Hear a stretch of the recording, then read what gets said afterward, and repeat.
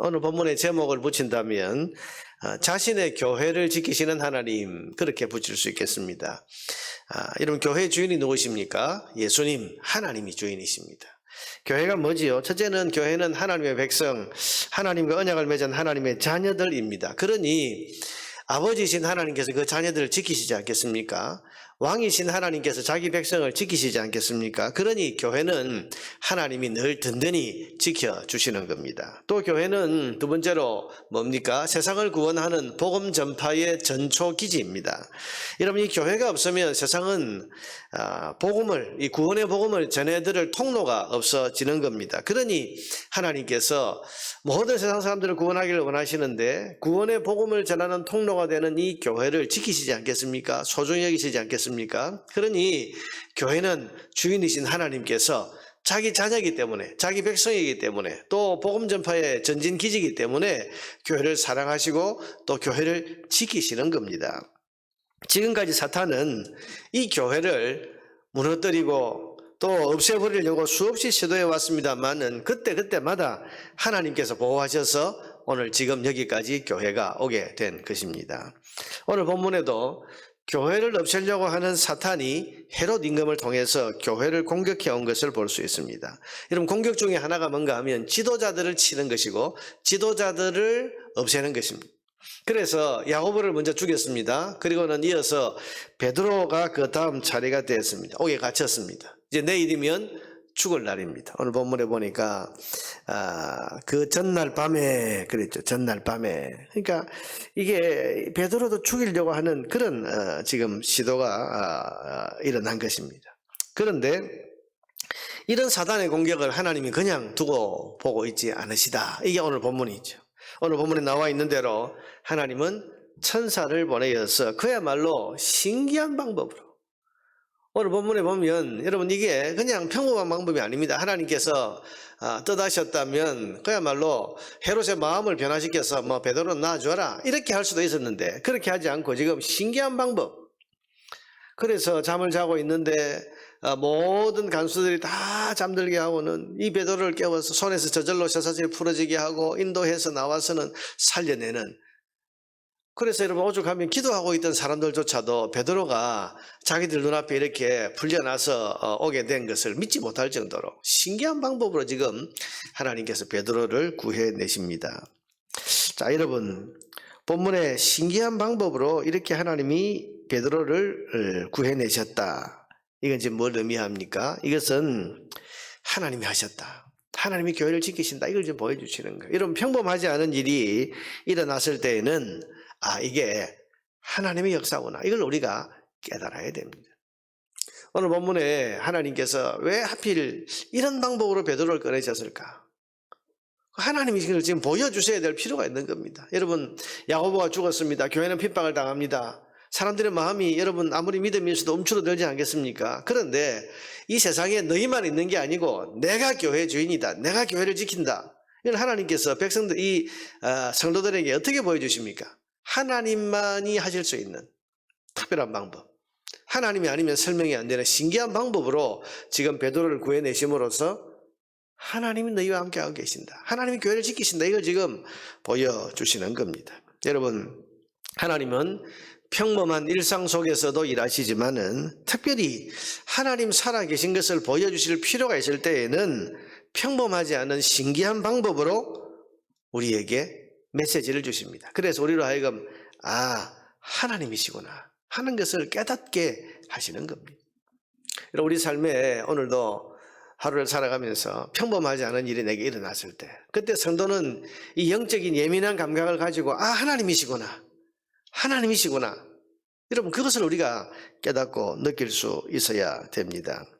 여러분, 지금 베드로를 옥에서 꺼내시는데 이런 신기한 방법으로 꺼내신 것은 헤롯의 공격 앞에 두려워하는 이 성도들에게 괜찮다, 걱정하지 마라. 아무리 저렇게 권세자가 저렇게 너희를 위협해도 걱정하지 마라. 내가 너희와 함께하고 있다. 내가 있는 한 너희는 내가 보호한다, 내가 지킨다. 이걸 보여주시기 위해서 하나님이 아니면 설명할 수 없는 특별한 방법으로 베드로를 꺼내신 겁니다.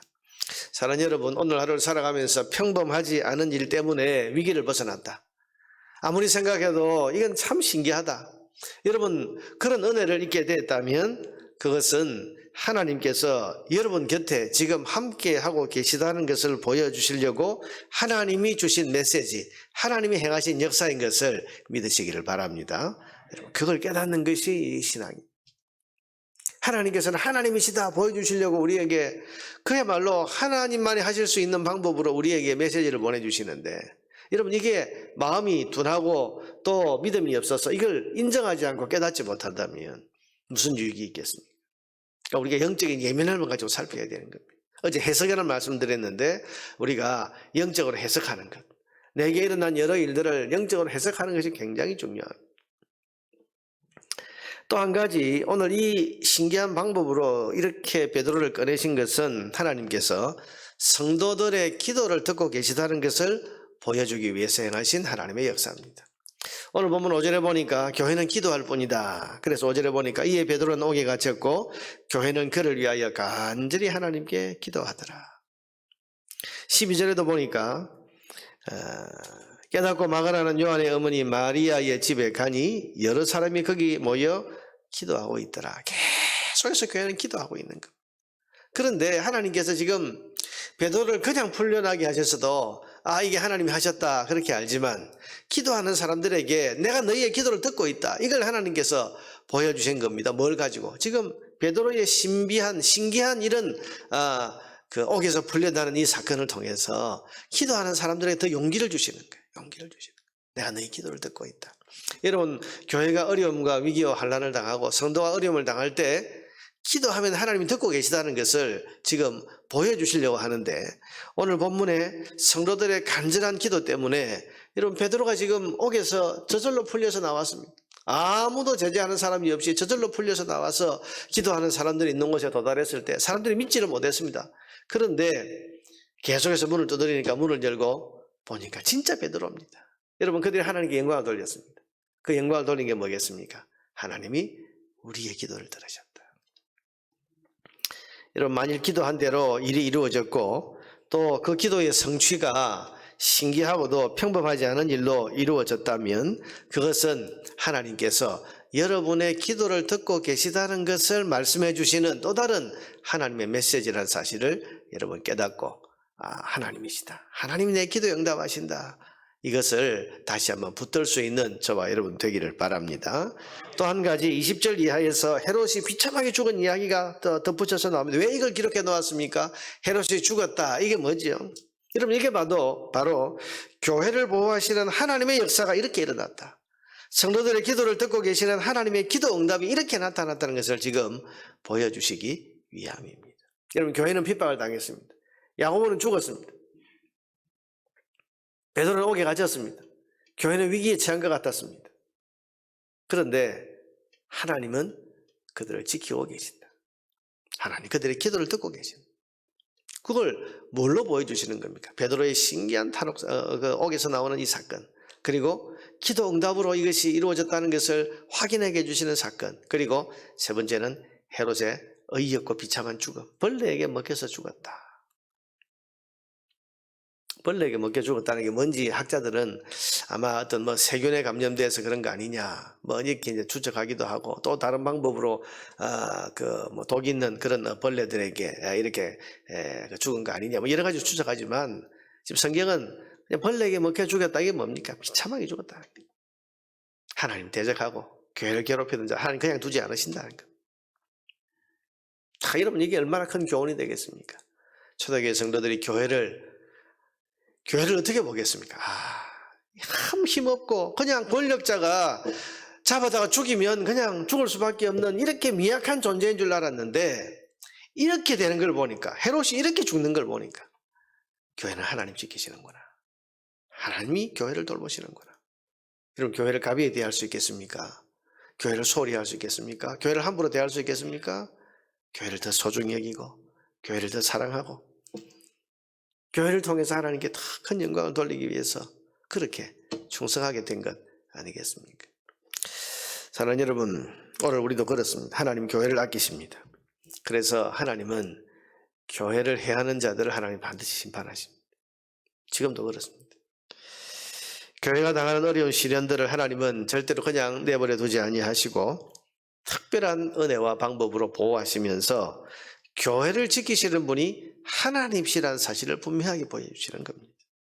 무엇보다도 교회를 위해 기도하는 성도들의 기도를 하나님이 다 듣고 계신다는 것을 놀라운 기도의 응답을 통해서 하나님 또한 분명하게 보여주십니다.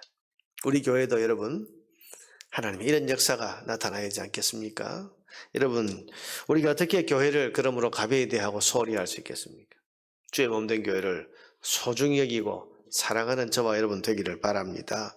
하나님의 보호가 있고 하나님의 은혜의 역사가 있는 교회를 우리는 소중히 여겨야 됩니다. 눈에 보이는 사람만 보면 안 됩니다. 누가 어떻고 뭐가 어떻고 이러면서 눈에 보이는 사람만 가지고 교회를 함부로 말하고 함부로 대하면 안 되고, 교회는 하나님 성령님이 계신다.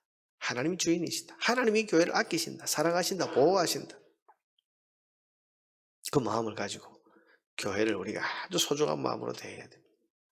무엇보다도 기도의 응답이 있는 주님의 교회에 오늘도 이 새벽에 우리가 나왔습니다. 이거 믿고 오늘도 간절하게 드리는 기도에 하나님이 응답하신다. 이걸 오늘 본문을 통해서 보여주셨으니 기도 응답이 있는 주님의 교회에서 오늘 아침에도 간절하게 믿음으로 구해서 여러분의 기도 응답하시는 하나님의 기도 응답의 은혜를 누리게 되기를 주님의 이름으로 축복합니다.